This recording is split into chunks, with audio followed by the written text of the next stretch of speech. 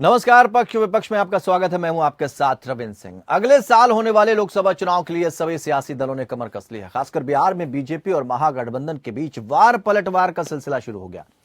बिहार के पूर्णिया में महागठबंधन की रैली हुई तो केंद्रीय मंत्री और बीजेपी नेता अमित शाह ने पश्चिम चंपारण के लोरिया में हुंकार भरी। पूर्णिया के रंगभूमि मैदान में महागठबंधन की महारैली में सूबे के मुख्यमंत्री नीतीश कुमार ने कहा कि बिहार के विकास के लिए केंद्र ने कोई काम नहीं किया, बीजेपी की तरफ से कोई काम देश हित में नहीं हो रहा है। नीतीश ने आरोप लगाया कि बिहार की जनता को पीएम मोदी ने मदद का भरोसा दिया, लेकिन वो आज तक नहीं मिला। 8 साल में केंद्र की ओर से मात्र 59 लाख करोड़ की राशि मिली। वहीं हाल ही में किडनी का इलाज कराकर सिंगापुर से लौटे आरजेडी अध्यक्ष लालू प्रसाद यादव ने वीडियो कॉन्फ्रेंसिंग के जरिए एक रैली को संबोधित किया, यानी जहां पर ये सारे लोग मौजूद थे। इस दौरान लालू यादव ने कहा कि हमें देश और संविधान को बचाना है। बीजेपी का 2024 में देश से सफाया करना है। आज देश टुकड़े टुकड़े होने की कगार पर है। साथ ही उन्होंने कहा कि बीजेपी आरएसएस का मुखौटा है।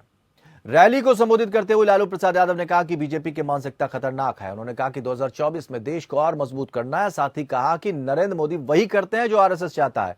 हम एकजुट रहेंगे तो देश बचेगा। बिहार के संदेश का देश में असर होता है। 2015 का इतिहास दोहराना होगा।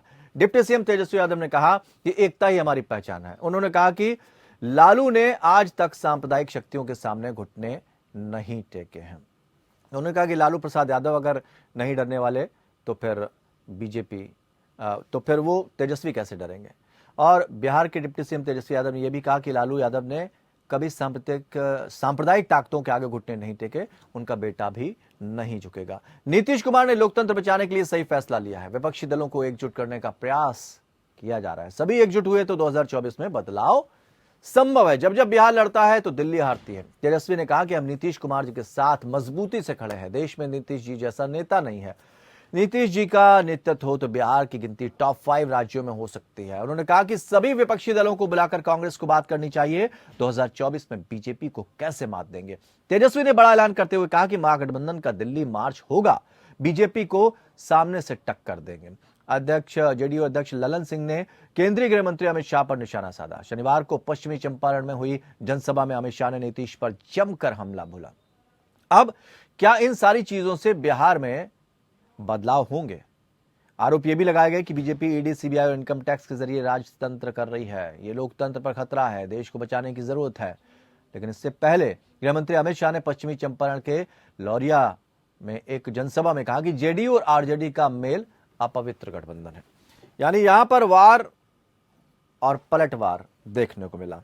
चर्चा को शुरू करते हैं। 3 खास मेहमान हमारे साथ इस चर्चा में शामिल हैं, जिनसे हम इस पूरी चर्चा को आगे बढ़ाएंगे। प्रदीप सिंह, नेता भारतीय जनता पार्टी, अजय सिंह, प्रवक्ता जेडीयू, और डॉक्टर लोलारख उपाध्याय, प्रवक्ता जेडीयू। बहुत बहुत स्वागत करते हैं सर आप सभी का। और अजय सिंह जी, आपसे शुरुआत करना चाहेंगे। कहा यह जा रहा है कि नीतीश कुमार को हर 3 वर्ष में सपने आते हैं प्रधानमंत्री बनने का, और उनका यही जो स्वार्थ है, जो अमित शाह जी जैसा निशाना साध रहे थे लौरिया में, उन्होंने कहा यही वजह है जो वो विकास से हट गए, यानी विकासवादी नीतियों से हटकर अवसरवादी अब बन चुके हैं नीतीश कुमार। रविंद्र जी, आपके माध्यम से मैं पूरे देश की जनता को ये बतलाना चाहूंगा कि सदियों की ठंडी बुझी आग सुगबुगा उठी। सदियों की ठंडी बुझी आग सुगबुगा उठी। मिट्टी सोने की ताज पहन इतराती है। आ रहा समय का रथ का घर घर नाद सुनो कि सिंहासन खाली करो अब जनता आती है। सुनने में तो अच्छा लगा, लेकिन वो धीरे धीरे करके आपकी जड़ें साफ कर दे रहे हैं। जी, यही चीजें जेपी जी ने हुंकार भरी थी। और आज महागठबंधन की रैली में भी यही निर्धारित हुआ कि चाहे जिस हद तक जाना हो, विपक्षी एकता लाना है और सांप्रदायिक ताकतों को देश की सत्ता से दूर करना है। इसमें मात्र 30 सीट पेशरा है, जो बिहार में ही हम इनका सीट समाप्त करने जा रहे हैं। अच्छा, और लेकिन इनके आप साथ अपने दल के नेता जब तक नहीं संभालेंगे, उपेंद्र कुशवाहा आपसे नाराज हो गए, आरसीपी सिंह पहले चले गए, अब किस तरह की स्थिति बनेगी? क्योंकि आपके तो अपने बड़े बड़े दिग्गज आपका साथ छोड़कर जा रहे हैं। देखिए, जो जिन लोगों का आने जाने का इतिहास रहा है वो हमेशा आते जाते रहेंगे। इनके यहाँ भी बहुत लोग आते हैं और बहुत लोग जाते हैं। तो ये बात तो नीतीश कुमार जी के लिए भी तो कही जा सकती है ना। देखिए, नीतीश कुमार जी का ये सच्चे समाजवादियों का एक यही सबसे बड़ी खूबसूरती है। लोकतंत्र में हम अपने अधिकारों का हनन करके हम किसी के साथ नहीं रह सकते। गठबंधन धर्म निभाना सबका कर्तव्य है और गठबंधन धर्म निभाना पड़ेगा। माननीय नीतीश कुमार जी के फैसले को देश के सारी विपक्षी पार्टियों ने उसका वर्धन किया, सबने उसका स्वागत किया और 2024 में इसका परिणाम हम देखने जा रहे हैं। ठीक है, प्रदीप सिंह जी आपके पास आना चाहेंगे, उसके बाद लोला रख जी के पास हम जाएंगे। ये जो बातें कही हैं अमित शाह जी ने, अगर नीतीश साथ रहते तो सब कुछ ठीक रहता है, लेकिन आप बिहार की जनता को कैसे अपने फेवर में लेंगे, जबकि एक समय ऐसा था जब बिहार के डीएनए टेस्ट की बात की जा रही थी।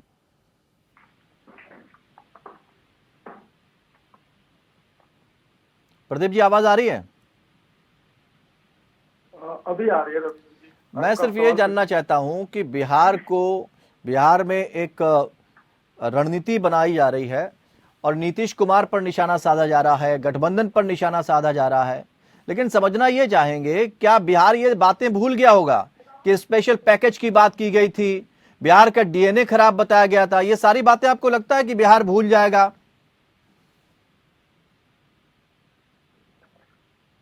रविंद्र जी, आपके प्रश्न के बीच में कुछ छूट गया, लेकिन चूंकि मैं कॉन्टेक्स्ट समझ रहा हूँ आपका प्रश्न कहाँ है, इससे मैं अपने जवाब की शुरुआत करता हूँ। मैं आज भाग्य कहिए मेरे पास पूरा रिसर्च का डॉक्यूमेंट पड़ा है, तारीख वार हर तारीख पे क्या हुआ, 6 दिसंबर से लेकर के अब तक की अगर आप बोले तो मैं आपको ये व्हाट्सएप भेज दूंगा, आपके लिए ये रिसर्च टीम को बड़ी सहायक होगी।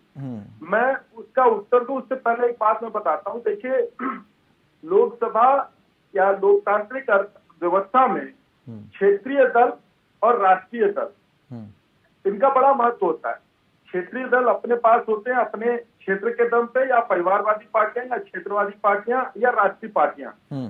अब सारी बातों को साइड कर लीजिए। आज आदरणीय अमित शाह जी ने बोला, इतनी सही बात बोली कि हर 3 साल पे एक बार जो है वो साइकिल घूमती है नीतीश बाबू की, और उनका जो हृदय की जो सबसे सुरक्षित जगह पे उन्होंने जो सपना संजो के रखा है वो उठा के पताका लहर जाती है एकदम।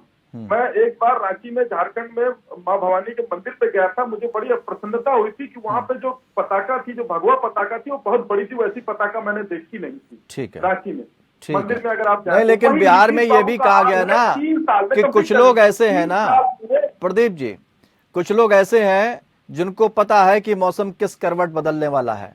हालांकि एक तो आज नहीं है हमारे बीच, हम रामविलास पासवान जी की बात कर रहे हैं, क्योंकि वो जिस तरह से अपना वर्चस्व बनाए हुए थे, सारे दल चाहते थे उनके साथ आए। नीतीश कुमार के लिए भी इसी तरह की बातें कही गई थी, सुशासन बाबू तक कहा गया था, तब वो आपके साथ गए थे। खैर, हम आएंगे आपके पास। डॉक्टर लोला रख जी, सवाल ये है कि धड़ों को जोड़ेंगे कैसे? जब सबके अपने अपने स्वार्थ हैं तो उन स्वार्थ की सिद्धि कैसे होगी? कांग्रेस अलग रास्ते पर जा रही है, जेडीयू आप आज भले ही एक साथ आ रहे हो, लेकिन आने वाले वक्त में ये एकता कायम कैसे रहेगी, इस पर संशय बना हुआ है बीजेपी को भी, और आपके अपने सहयोगी दलों को कितना भरोसा, ये भी जानना चाहेंगे। ऐसा है कि हमने 1977 को देखा है। हेलो जी जी, सुन रहे हैं हम आपको। मान्यवर, पहले तो मैं सबको नमस्कार करता हूं, लेकिन मैंने 1977 देखा है। बिहार कर्पूरी ठाकुर और बीपी मंडल की जमीन रही है, समझे आप। इन लोगों ने एक एक नया नया इतिहास रचा है। हाँ। कि मुख्यमंत्री हो करके भी बाल बनाने का काम कर्पूरी ठाकुर ने किया था। लेकिन गुजरात में जब ये पहले गृह मंत्री बने थे तब इन्होंने क्या किया था, इसका इतिहास इनको मालूम है। हमको उस पर नहीं कहना है। हमको केवल ये कहना है कि हमारा गठबंधन चल रहा है, चलेगा। नीतीश जी आरजेडी में विलय करेंगे, स्वागत है, हम सम्मान करते हैं। हम एक होकर के चलेंगे, मजबूती से चलेंगे और अपनी मनसा और धारणा साफ करके चलेंगे, इसमें कहीं दो ठीक राय है, नहीं उम्मीद है। पे दुनिया कायम है। आप भी उम्मीद करिए। चूंकि वक्त हमारे पास आज कम था, इसलिए माफी चाहेंगे। आप सभी का बहुत बहुत शुक्रिया हमारे साथ चर्चा में शामिल होने के लिए। लेकिन समझना ये होगा, दलों को तो समझ में आता है कि हमें इनके साथ गठबंधन करना है, लेकिन जिनके बीच आप जाएंगे, जनता के बीच जब आप जाएंगे, तो जनता को भी तो समझ में आना चाहिए कि उनका मन आपसे मिलता है, उनके हिस्से की भी बात आप करते हो। अगर ये समझाने में कामयाब हो गए तो फिर सरकार आपकी बनेगी।